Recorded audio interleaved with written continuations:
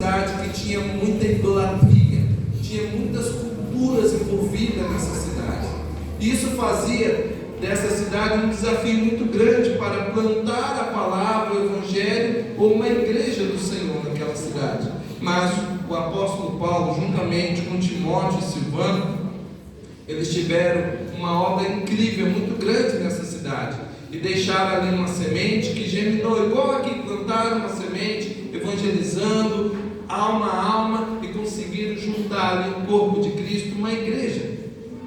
Porém, essa cidade, devido todo o seu fator cultural, toda a dificuldade, até mesmo por pessoas de diferentes lugares, como era uma cidade marítima, portuária, vinha pessoas de todos os lugares para Tessalônica, pois ela era uma cidade destino de muitas pessoas ali na Macedônia, por ser uma referência. É como se hoje nós estivéssemos falando da capital São Paulo, estivéssemos falando de Brasília, grandes cidades que atraem muitas pessoas, até mesmo por investimentos, turismo, negócios, cultura e religião, e por tudo isso mais. Isso gerou uma igreja multifacetada, com muitas pessoas que tinham culturas, pensamentos, vieram de educações diferentes.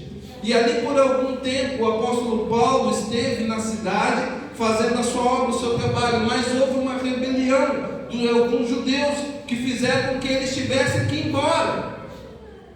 E logo após um tempo, o apóstolo Paulo deixa Timóteo nessa cidade.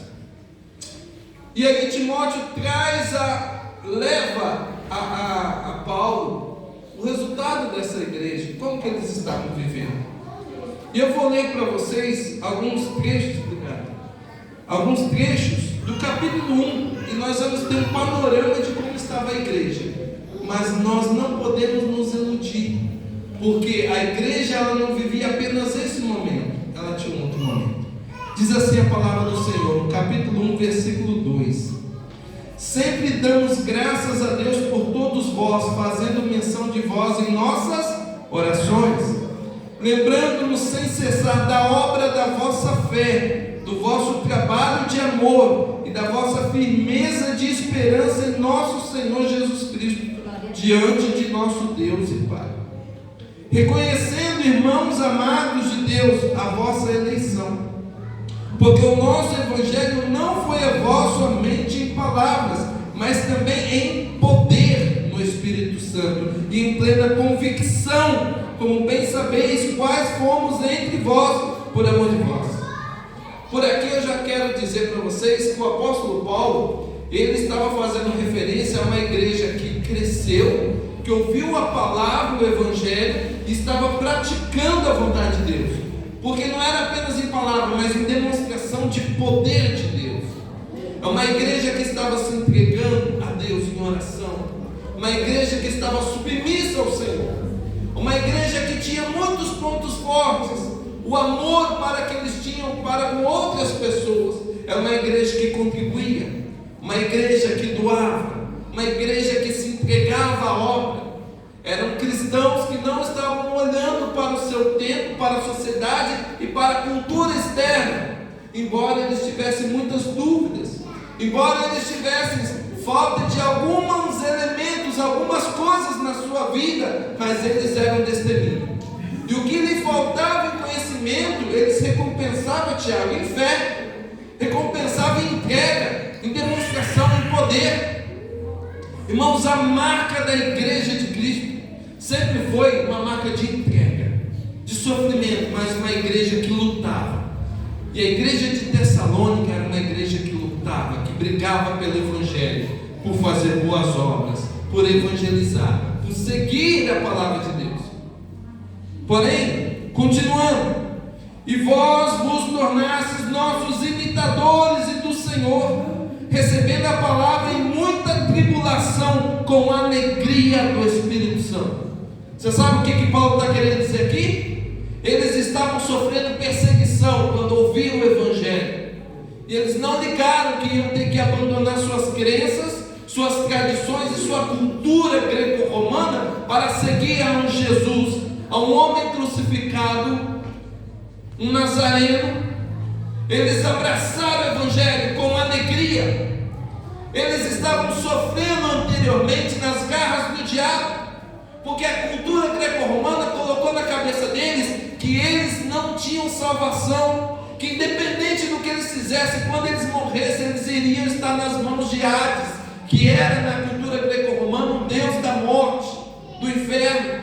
E eles tinham desespero quando os habitantes de Tessalônica descobriram que havia uma salvação, que havia um escape da morte, que havia como viver uma nova vida. Eles abraçaram o Evangelho. Eles abraçaram, eles pegaram para si esta palavra, esta semente divina, e começaram a meditar no Evangelho com alegria, porque agora eles já tinham certeza, irmãos, que não iam mais sofrer e perecer no abismo, mas que eles tinham um reino futuro no céu.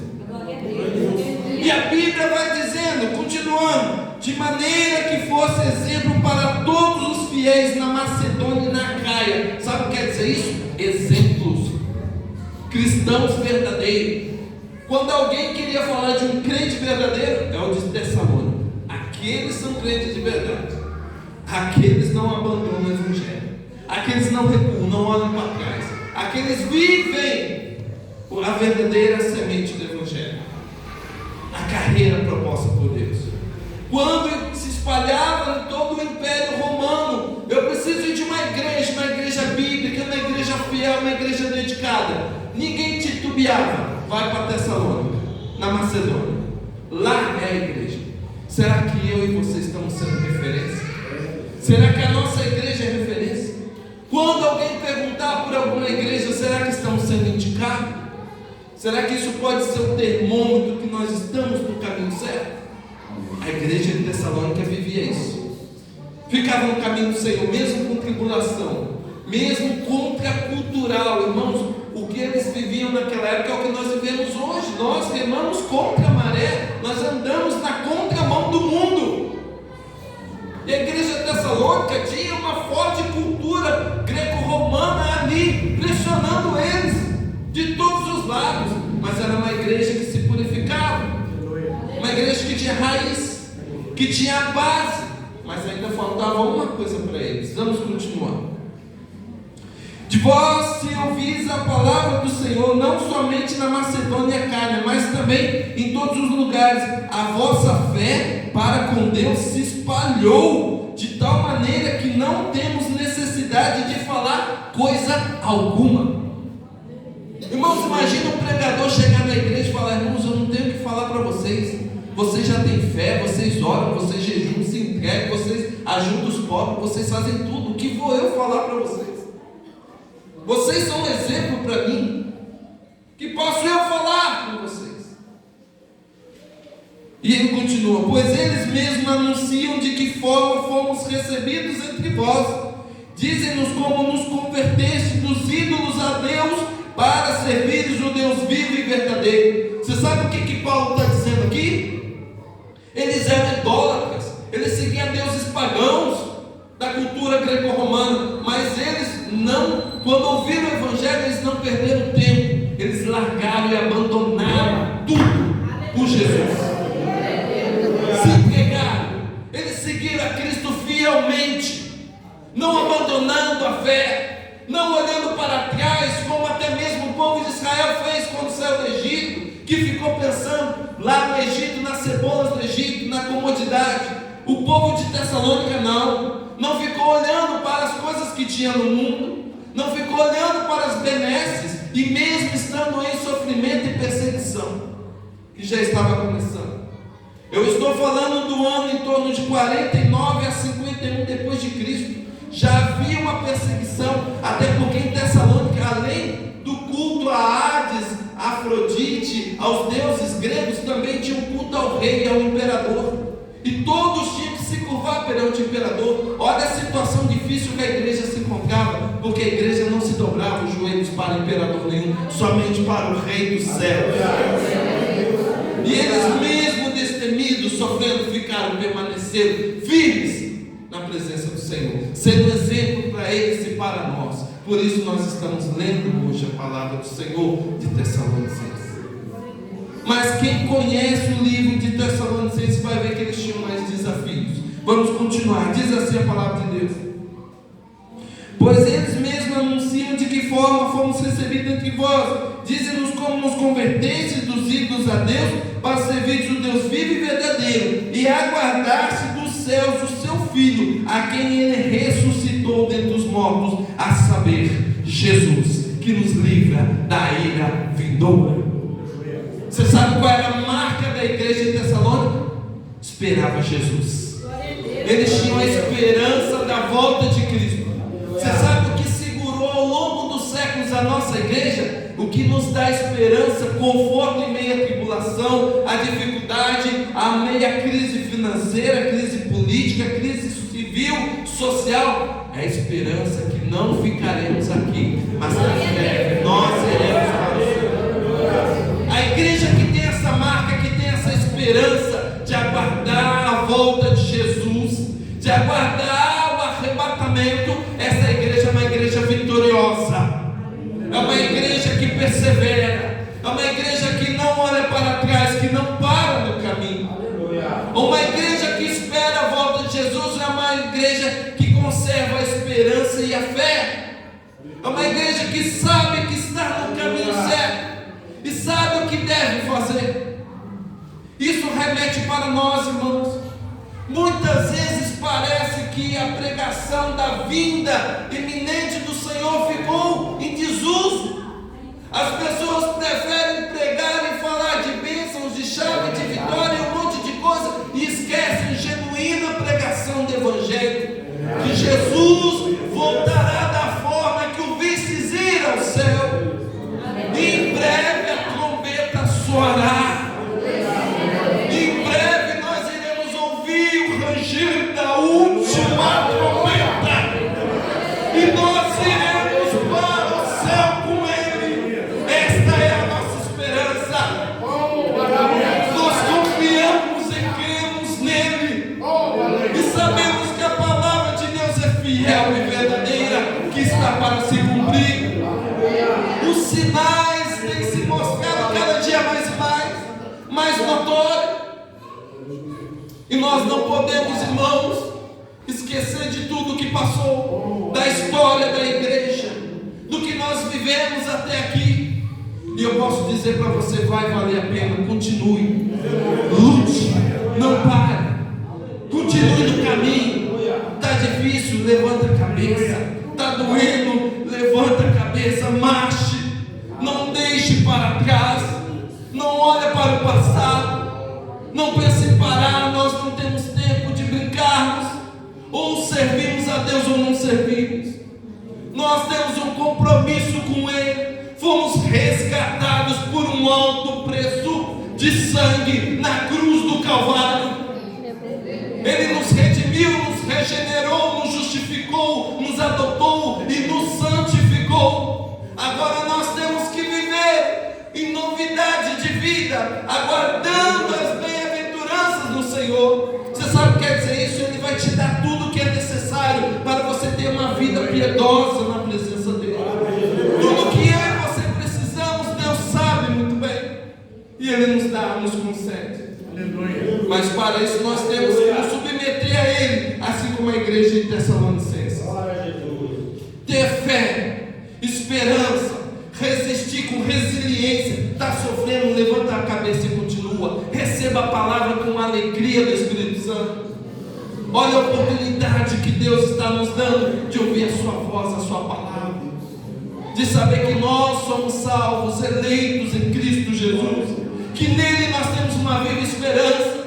E mesmo que tenha dificuldade, Jesus disse que teríamos aflições, mas tem de bom ânimo, eu venci o mundo.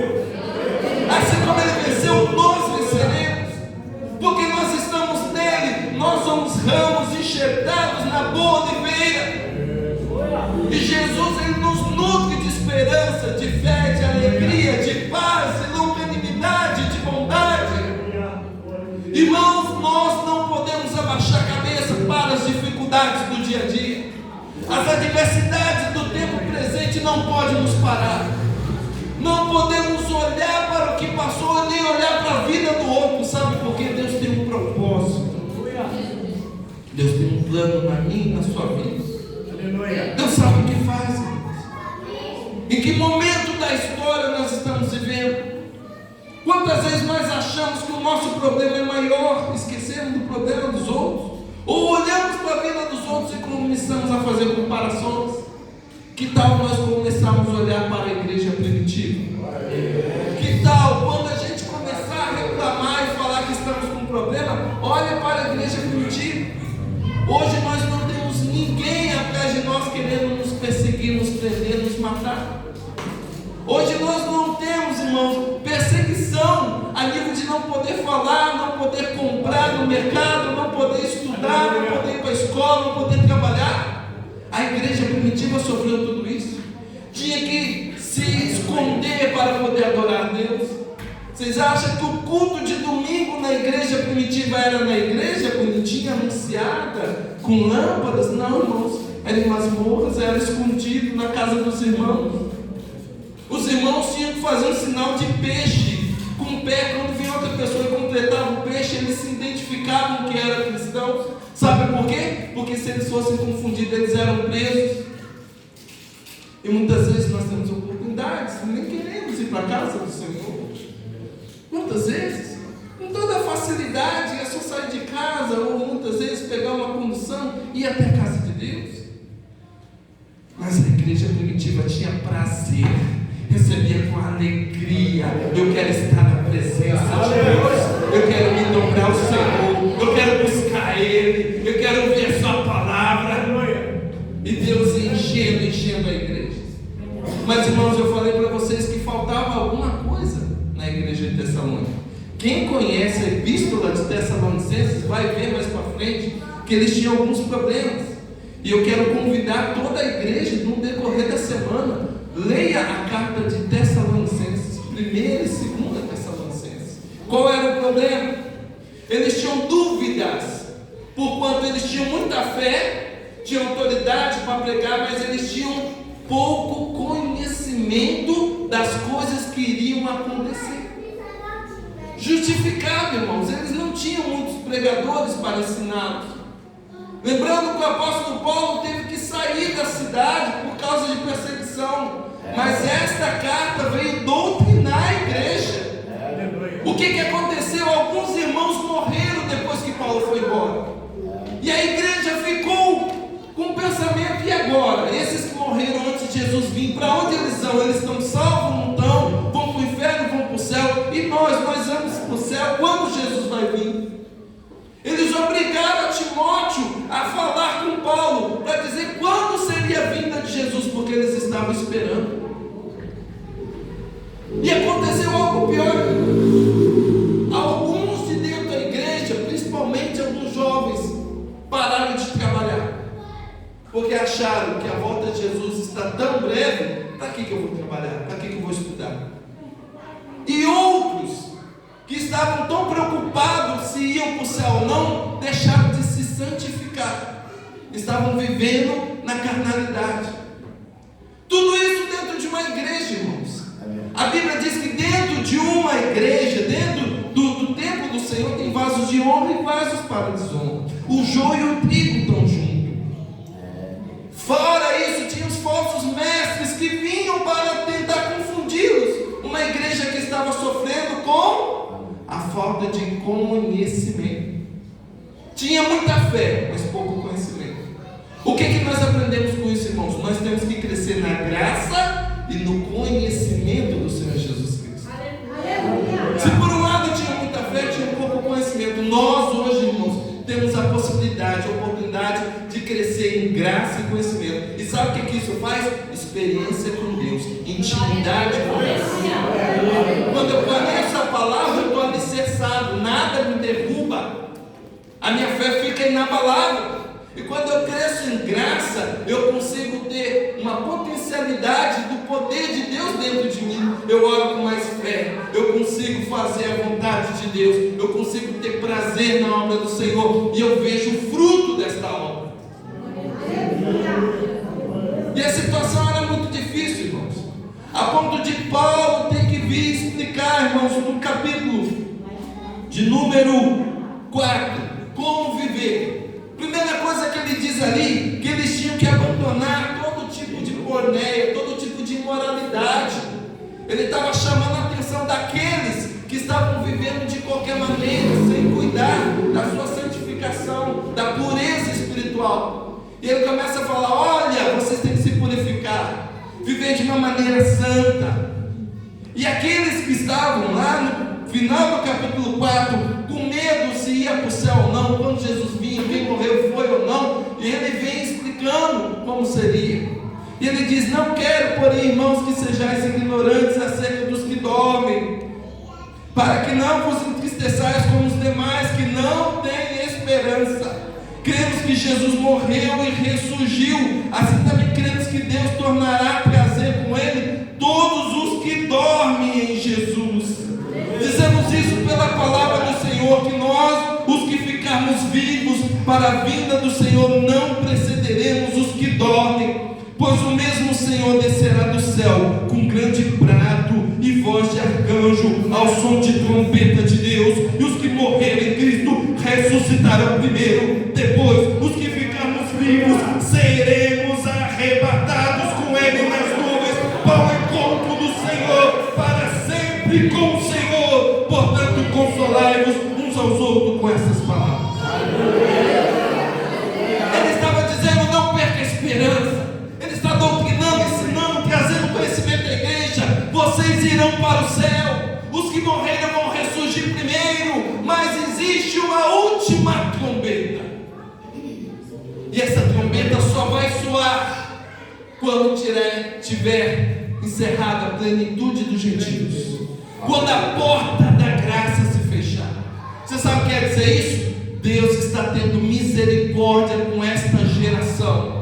Se ele ainda não veio, porque Deus está tendo piedade, misericórdia daqueles que se perdem, e está nos dando a responsabilidade de levar o Evangelho, de pregar a palavra de Deus, para que o máximo de pessoas se salvem.